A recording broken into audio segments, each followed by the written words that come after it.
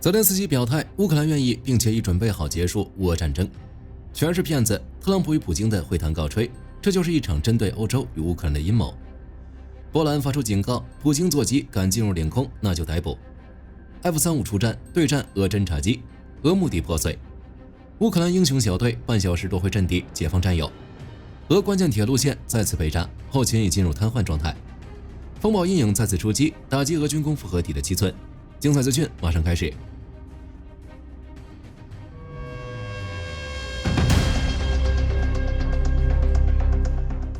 乌俄战争打到现在，乌克兰的诚意已经拉满。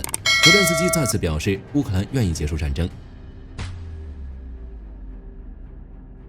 当然，和谈是一回事，割地又是另一回事。按照泽连斯基的说法，乌方同意以当前战线为外交谈判起点，并不是割让顿涅茨克。特朗普也这样说过。美国哥伦比亚广播公司报道，特朗普声称维持现状就好，那片土地目前已被割裂。我认为78%的土地已被俄罗斯控制，那就让它保持现状吧。我们后续可以再协商，但我的意见是以当前战线为准，化解停火，各自回家，停止交战。对于这个消息，欧洲也很高兴。特朗普终于迷途知返，多名欧洲领导人发布了一份联合声明，表示我们强烈支持特朗普在乌克兰问题上的立场。不过很可惜，或许是特朗普在特泽会上的表现太过分，普京觉得割地有戏。于是佩斯科夫在接受采访时表示，这个问题我们讨论很多遍，俄方的立场始终如一，没有改变。言外之意就是不可能，只有乌克兰放弃顿巴斯才能达成停火协议。俄罗斯这时硬起来了，看来事实就像泽连斯基说的那样，只有拿鞭子抽俄罗斯才能推进和谈。泽连斯基表示，就在几周前，因为战斧导弹的威胁，普京感到了真正的压力，立即表明他准备重返外交谈判。但特泽会之后，战斧入乌一事没能谈妥，俄罗斯的压力稍稍缓解，就开始试图跳出外交，推迟对话。这也是为什么乌克兰一直想拥有战斧。不知道是不是俄罗斯态度变得太快，特朗普之前说好的布达佩斯会晤已经告吹。在此之前，特朗普宣布将在布达佩斯会见普京，现在这个计划已经被搁置。BBC 和 CBS 新闻报道，特朗普已经改变决定，不想举行一场毫无意义的会面。有关会晤的决定将在未来几天做出。原本美国国务卿卢比奥与俄罗斯外长拉夫罗夫应该要在本周会面，为布达佩斯举行的会议做准备，但会议搁置，二者也不需要会面。特朗普态度再次转变的原因，现在还说不准。但火力军觉得，从特朗普与普京通话到特泽会，再到布达佩斯会晤，可能是一场针对欧洲与乌克兰的阴谋。如果单看某一件事，大家可能认为普京将特朗普耍得团团转，或者特朗普朝三暮四。但还有一种可能，那就是这一切都是演给欧洲看的，通过制造美俄关系变好，抛弃乌克兰的立场，测试欧洲还有多少国家支持乌克兰，动摇欧洲的抗战决心，就算胜利。如果欧洲没什么表态，或者乌克兰选择认命，那布达佩斯会晤就顺理成章的举行，让乌克兰割让顿巴斯，结束战争。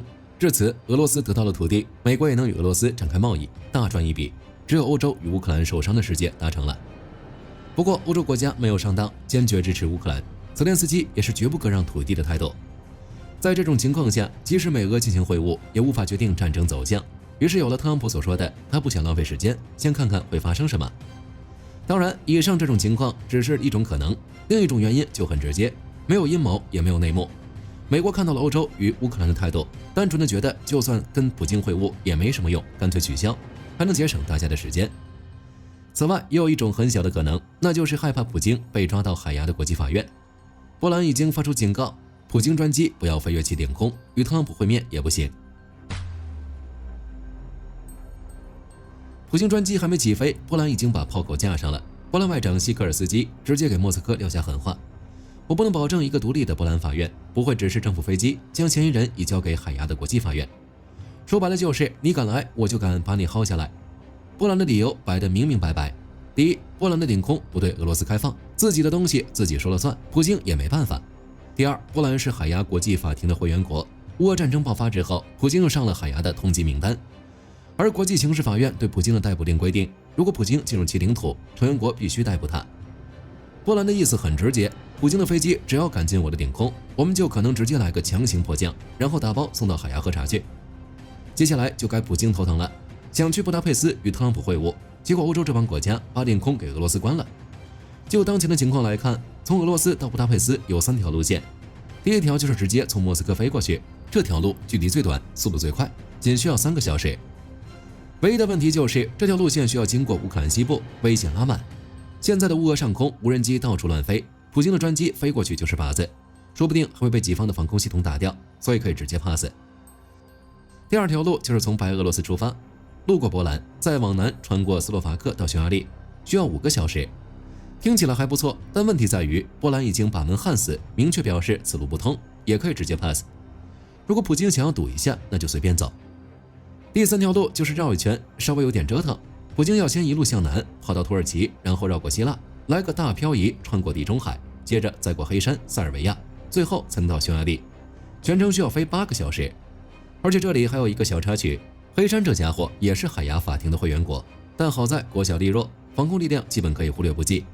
普京的飞机仗着性能好，估计一脚油门就能过去，赌一把还是可以的。其实对于普京来说，无论如何都要赌，因为任何从俄罗斯飞往布达佩斯的航班都需要至少穿越一个欧盟国家的领空，而所有欧盟国家都是国际刑事法院成员，也就一个匈牙利正在退出国际刑事法院。从这点来看，波兰的态度就很重要了。只是最近这段时间，他们跟俄罗斯有很大的矛盾，火药味越来越浓。9月初的时候，波兰战机还在自家门口干下来几十架俄罗斯无人机，这是乌俄开战以来北约第一次跟俄罗斯真刀真枪的交火。从9月份开始，北约的部队就正式进入波兰东部，构筑新的防线。英国和法国的空军也开始搞常态化巡逻。波兰这次放狠话，底气很足。普京这趟布达佩斯之行比上战场还要刺激，所以这也可能是特朗普取消会晤的原因。至于波兰能不能发现普京的问题，火力军觉得这点完全不用考虑。别说进入波兰领空，就北约当前的防空实力来看，就算一架俄罗斯无人机进入北约领空，就会立马被击落。之前荷兰 F-35就击落了俄无人机，现在挪威 F-35则是在北约领空附近对战俄侦察机。近期，挪威北部阿尔塔镇的民众突然听到2声巨响，这可把当地人吓得不轻，还以为出了什么大事。结果挪威空军出来解释，大家别慌，这是我们的2架 F-35在执行任务时飞得太快，突破了音障。这2架 F-35接到了快速反应警报，紧急起飞，拦截一架在巴伦支海上空的俄罗斯伊尔20。这架伊尔20算是老演员，经常在北约边境串门，搜集情报。挪威空军早就习惯了，这次上去也就是例行公事，查个岗，顺便秀了一把超音速。俄罗斯派遣这些侦察机的目的就是搜集有关北约部署的情报，判断欧洲对乌克兰的支持有多大。说实在的，不如让俄罗斯看个够。等普京意识到实力的巨大差距，态度就会软下来。并且在早些时候，每日电讯报报道称，北约正在考虑制定新的交战规则，以后再有俄罗斯导弹的飞机闯进来，可能连警告都省了，直接打下来。至于现在的波兰上空，主打一个勇敢大舞台，有梦你就来。早在10月初，挪威就把自家的4架 F-35派到了波兰的波兹南市，还贴心的派了一队士兵和技术专家，后勤保障直接拉满。挪威 F-35还没安顿好，荷兰那边就报了一个大新闻，一架尾号 F027 隶属于第313中队的 F-35A 拿下了俄罗斯无人机的一血，机身上多了一个击杀标记。荷兰的 F-35从9月1日开始就驻扎在波兰，要一直待到12月1日。这次击杀只是一个开始，火力军估计之后还能再多几个。挪威与芬兰的 F-35只是一部分。随着东欧局势一天比一天紧，波兰的天空已经快被各个国家的战机给塞满了。波兰自己压箱底的主力就是美国的 F-16，能打能扛，属于波兰空防的中流砥柱，也订购了美国的 F-35。首批飞行员和地勤已经打包送去美国培训，就等着回家开上5台机。北约全明星战队也是重中之重，美国相当给力，直接把全家桶都往波兰搬。F-16、F-35轮着来部署，连压箱底的 F-2这种都来过。英法德也不吝啬，英国皇家空军派来了台风，德国空军也派出了同款战机，法国则开来了自家的阵风。北欧这边，丹麦贡献了 F-16，南欧代表则是意大利。F-35一直在波罗的海地区执行空中警戒任务，时不时就飞到波兰附近转悠。总而言之，现在的波兰已经从一个普通的东欧国家升级成北约在东翼最重要的空中力量枢纽。如果普京专机进入波兰领空，火力军可以保证立马就能被逮到，之后送到海牙审判。乌俄战争之上，乌克兰英雄小队半小时夺回阵地，解救队友。在战场上，第141独立机械化旅的士兵们以闪电般的速度和钢铁般的决心，谱写了英雄主义的新篇章。当阵地被敌军占领，2名战友不幸被腐蚀，第141的士兵发动了一场教科书式的系统反击，行动迅猛精准，仅用时30分钟，不仅成功夺回了失守的阵地，彻底消灭了入侵敌军，还安全解救了被俘战友。这一胜利不仅是战术上的成功，更是战斗情谊的生动体现。除了在正面战场上的英勇无畏，141旅还利用地面机器人系统向一线运送了超过1吨的补给，并冒着风险后送了数十名伤员及阵亡英雄的遗体。无论是闪电般的反攻，还是在后勤保障上的无私奉献，141旅的士兵都无愧为乌克兰骄傲。相比之下，俄罗斯这边却是好戏不断，后方已经着火。在苏梅方向，一名北方集团的军事博主吐槽，黑海舰队的第810海军步兵旅的战术太过离谱。面对一群没有作战经验的新兵，俄罗斯指挥部直接组织大量的突击群，从四面八方猛攻乌军阵地，甚至还准备让这些新兵趟过水库作战，谁能活下来，谁就是老兵。后方也是如此，苏梅俄军的医疗兵少得可怜，结果就是伤兵们被塞进比尔格罗德的民房里，由平民志愿者给他们疗伤。更黑的是，俄军的后勤补给全靠俄罗斯民众自发捐助，指挥部一点用都没有，甚至还有人趁火打劫，专偷伤兵的银行卡、证件和现金。这仗还没打完，自己人先把自己人坑死。顿涅茨克方向，乌军无人机直接开无双，在康斯坦丁尼夫卡，俄军最近加强了渗透作战，派小股部队搞破坏。这一幕没能瞒过乌军凤凰无人机小队，接下来就简单了，派遣无人机。乌克兰公布的视频显示，他们的无人机对俄军阵地和车辆进行了点名式的精准打击，不光打人，还专门盯着俄军的后勤补给线站。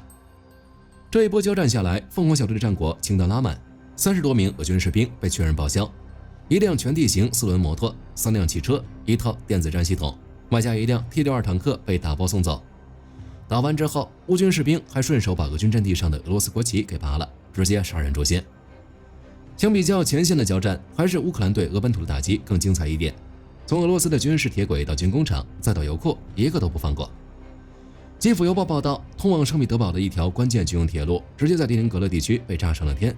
乌克兰情报部门的消息人士直接认领了此事，表示爆炸把铁轨炸得稀巴烂，还顺带点着了一列运送军火的货运列车。结果就是这条从普斯科夫到圣彼得堡的运输线当场瘫痪。事发之后，俄罗斯的紧急服务部门赶到现场，还心虚地关闭了周边的移动网络。这条铁路可是给俄军西部以及乌东作战区输送装备物资的大动脉，这一炸，后勤补给线基本算是断了半截。这已经不是第一次了，就在10月初，同样是这条线路，就在另一个路段被炸过一次。铁路线刚断，乌军的风暴阴影又出场了，袭击了布良斯克化工厂。这次炸的是俄军军工复合体的7寸，这是专门生产火药、炸药和导弹燃料的，可以说是俄军发动攻击的加油站。现在好了，这个火药桶被直接点着，具体炸成什么样，现在还在评估，但俄军肯定是要肉疼一阵子。在战场之上，风暴鹰导弹已经有一段时间没出现了，大概率是库存不高，现在重新使用，只能说英法又援助了一批。英国的说法也证明了这件事。同一天，英国首相施凯尔与其他欧洲领导人誓言，加大对俄罗斯经济及其国防工业的压力，直至俄罗斯总统普京准备好实现和平。除了这2个重点目标，其他地方也是捷报频传，比如莫斯科，奥太石油机队报告称，莫斯科一个存放军事装备的仓库起火，现场浓烟滚滚，火光冲天，时不时传来爆炸声。有人说是乌克兰特工又渗透进来了，现在他们在莫斯科搞点事情，火力军已经是见怪不怪。罗斯托夫则迎来了乌军无人机群，爆炸声从半夜一直响到凌晨，现场到处都是建筑残骸。克里米亚油库上演梅开二度，之前在10月17日被乌克兰特种部队端掉的克里米亚 AATAN 油库，本以为火快灭了，结果又被乌军补到。当地居民表示，晚上听到了防空系统在响，还有无人机在天上飞。路透社的独家爆料更是又给俄罗斯插了一刀。之前预习的新库比雪夫斯克炼油厂、奥伦堡的天然气处理厂已经双双停产，这不仅影响了俄军的燃料供应，还重创了俄罗斯的能源出口。总而言之，乌克兰的打击半径已经今非昔比，乌克兰已经有能力从容打击1500公里范围内的任何设施，就算距离太远够不着，乌军的特工也能深入敌后，或者联合当地的游击队搞破坏。可以说，俄罗斯整个后方都暴露在了乌克兰的打击范围之内，战争的代价只会越来越高。明着来不行，俄罗斯就开始下黑手，在北约后院里搞起了破坏，意图破坏欧洲与乌克兰的关系，但也被波兰和罗马尼亚逮到了。波兰和罗马尼亚当局联手揭发了俄罗斯军事情报部门的黑手。波兰国家检察官办公室宣布，他们抓了一个乌克兰人，这个人应俄罗斯军事情报部门的要求，准备往乌克兰送一批特制包裹，里面塞满了炸药和燃烧装置。剧本都写好了，就是让这些包裹在运送的路上自己烧起来，制造混乱，顺便栽赃嫁祸，一石二鸟。结果呢，罗马尼亚当局直接把这批包裹给截胡了。紧接着，罗马尼亚情报局也宣布，他们抓了另外2个乌克兰人，这俩与波兰逮捕的罪犯属于同一个犯罪团伙。他们的目标更直接，准备用自制的遥控燃烧弹把乌克兰快递公司 Nova Post 在罗马尼亚首都布加勒斯特的总部一把火给点了。火力军估计这已经不是第一次了，这种下三滥的手段简直就是2025年9月立陶宛那起事件的翻版。俄罗斯军情部门是跟燃烧弹包裹杠上了。面对这种下黑手的行为，波兰可没惯着。波兰总理图斯克和内政部长宣布，波兰国内安全局又抓了8个涉嫌搞破坏的嫌疑人。这些人负责侦察波兰的军事设施和关键基础设施，就等着找机会动手。最有意思的是，火力军记得在9月底的时候，战争研究所就预测俄罗斯会来这么一手。当时，俄罗斯联邦安全局的老大博尔特尼科夫就已经开始贼喊捉贼。他警告说，欧洲情报部门要搞假袭击来嫁祸俄罗斯。现在来看，俄罗斯这是提前为自己辩解，把水搅浑，到时候甩锅。说白了，这些见不得光的破坏行动，其实都跟俄罗斯的零阶段战役有关。这是一种信息战和心理战的铺垫，目的就是在为未来可能爆发的战争提前设定战场，制造混乱和不信任。不过有没有用，就是另外一回事。当前的欧洲已经进入警戒状态，俄罗斯的意图注定无法实现。好了，这期视频到这儿就结束了。各位觉得特朗普与普京的会晤会不会继续下去？可以在视频下方留言，大家一起讨论。喜欢的话不要忘记点点关注。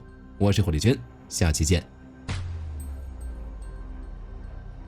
好的，各位观众朋友们，我们频道一直在聊真实的军事资讯和武器装备，后台也经常有朋友问，有没有值得推荐的入门级模型？今天就和大家分享一款近期接触到的产品。首先，它的外形还原度做得相当不错，比例准确，武器上的一些关键细节和标识也都有体现，材质也说得过去，拿在手上有不错的分量感。其次，它具备一定的可动性，对于理解基础操作原理有一定帮助，让它不仅是个静态摆件。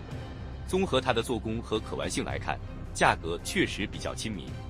对于想入门模型收藏，或者单纯想在桌上贴一个摆件的朋友来说，是一个性价比很高的选择。商品链接已经给你们上了，感兴趣的朋友可以自行了解。